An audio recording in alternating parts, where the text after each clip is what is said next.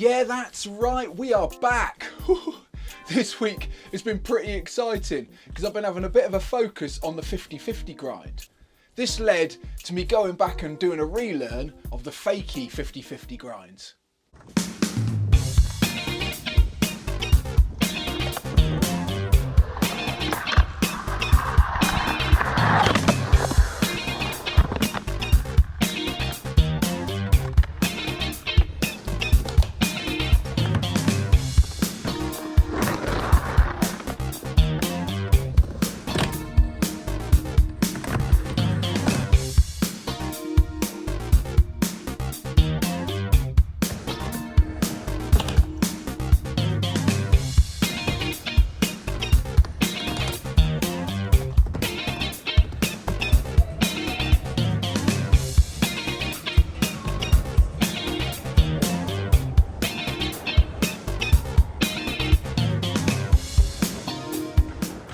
I reckon the 50-50 grind is one of my favourite tricks. It feels ace just whizzing across that coping, a bit like a floater in surfing, and it's taken me ages to learn the backside and frontside versions of the 50-50. An opportunity presented itself to have a quick spin on my favourite mini ramp in Taunton.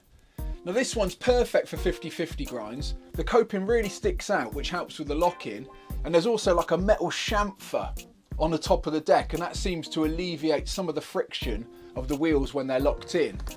This makes holding the speed through the 50-50 grinds a little bit easier, and exiting with speed is a lot of fun. I started the session by warming up with the backside and the frontside 50-50 grinds, and then I started work on their Fakie counterparts.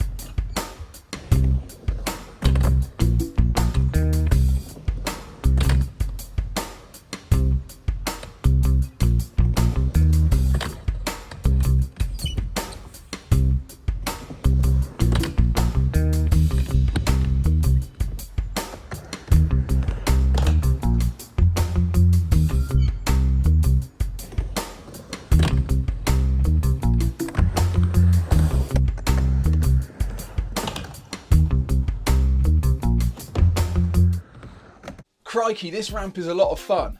It's the first time I've managed to cross-lock my frontside 50-50 grinds on straight coping. Now I favour the cross-lock on the pull coping, which is curved, seems to go in quite naturally for the cross-lock with the heel side back wheel up against the coping and the toe side front wheel up against the coping. Usually on the straight coping, I go for both heel side wheels up against the coping. But this coping is so nice to work with that I found that with a bit of commitment I could lock in on the cross lock, whiz along and come in with pretty much the same speed as I entered with. With my backside 50-50 grinds, I'm always mindful of trying to keep my core engaged, trying to keep my body straight. Then as I come off, try not to tense up, remain as relaxed as possible, engage that front shoulder to commit the turn back in. Now it's been a while since I've done a Fakie grind. I used to do the Fakie frontside version, but I've left it for long enough for this to feel like the first time I'd ever tried it. And I found that the key thing to do was to come in and try and transfer the weight from my old back foot to what became my new back foot. And this helped to even out the pressures and stopped that sort of back truck, which is the new front truck, digging in and pitching me off. I found that if I could stabilise my foot pressures whilst keeping my knees bent and keeping my body out in the transition, it allowed me to track backwards. And then it was a case of just ignoring the fear factor and pivoting back in whilst the trucks were still moving across the coping. I found the Fakie backside grind felt a little bit more committed. Now I've only really had one session on these before, and I found that the key point was to leave my body out in the transition as much as possible, try and trust that those toe side wheels would hook onto the coping, and again try and transfer the weight from my back foot to my new back foot on the coping, try and keep it tracking along. Again, coming back in is just a bit of a leap of faith to start with. And again, I aim to do this while still tracking along the coping to come back in. I think the next stage with these would be to re-enter Fakie. So come in Fakie and then sort of do a Fakie revert back in. And that will be an all-round switch version. And I reckon I'm going to give those a go in the next couple of sessions.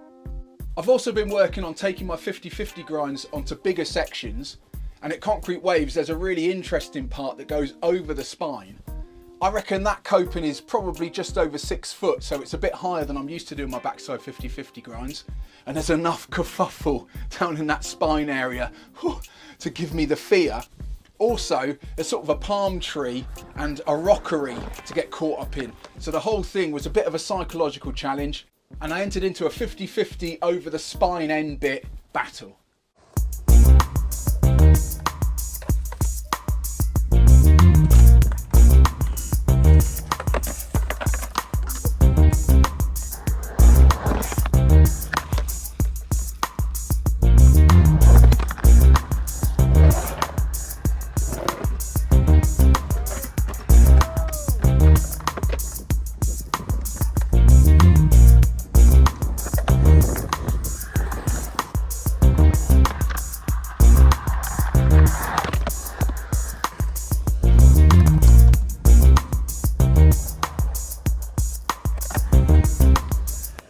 To get the speed, I dropped in at the vert end and then pumped over the nipple bump, went across and then pumped up onto the coping.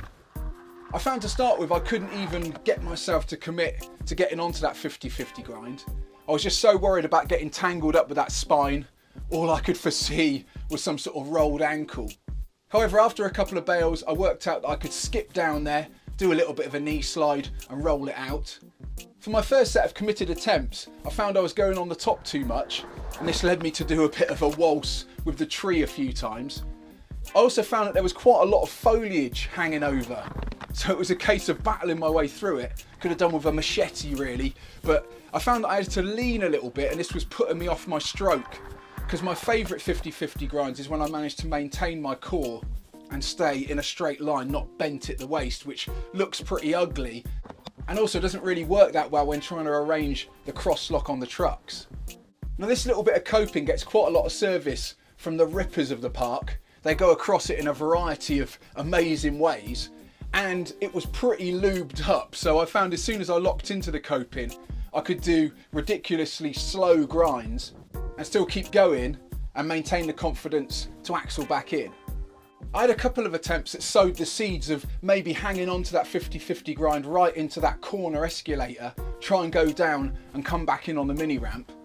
I nearly got it on one attempt, and I really look forward to trying this again. Well, that's it for this video on longer and more scary 50/50 grinds and also the Fakie 50/50 grind. I look forward to trying more of these in future sessions. There's one I had my eye on which is coming down the escalator in the bowl at Mount Hawk. That one's pretty tall and also pretty terrifying. I also want to try some different Fakie 50/50 grinds, so trying to spin into them different ways and also revert out of them different ways. If you're new to the channel, feel free to hit subscribe. I make new videos every week. You can also follow me on Instagram at John Bishop Skate. As ever, my name's been John Bishop and I'm a middle-aged guy learning how to skate.